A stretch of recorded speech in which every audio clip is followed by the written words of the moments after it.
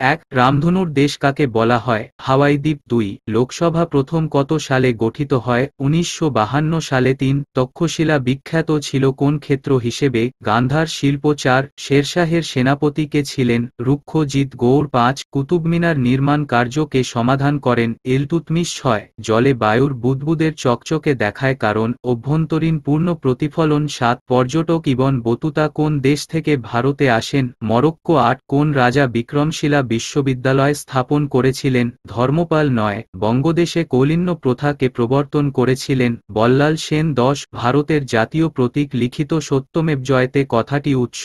মূসক উপনিষদ। 11 অক্ষাংশে সর্বোচ্চ মান কত?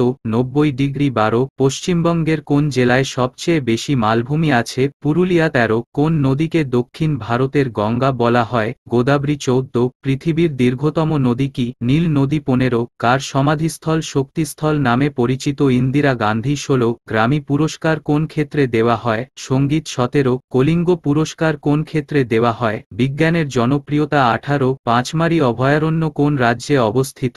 মধ্যপ্রদেশ। 19 তুঙ্গভদ্রা অভয়ারণ্য কোন রাজ্যে অবস্থিত? কর্ণাটক। 20 চন্দ্রপ্রভা অভয়ারণ্য কোন রাজ্যে অবস্থিত? উত্তরাখণ্ড। 21 গির জাতীয় উদ্যান ও অভয়ারণ্য কোন রাজ্যে অবস্থিত? গুজরাট। 22 বান্ধবগড় জাতীয় উদ্যান কোন রাজ্যে অবস্থিত? মধ্যপ্রদেশ। 23 থার্মোমিটারকে আবিষ্কার করেন? Doctor Fahrenheit. 24 প্রথম মিস ওয়ার্ল্ড প্রাপক ভারতীয় মহিলার নাম কি? রীতা ফারিয়া। 25 সুপ্রিম কোর্টের প্রধান বিচারপতি অবসরের বয়স কত? 65 বছর।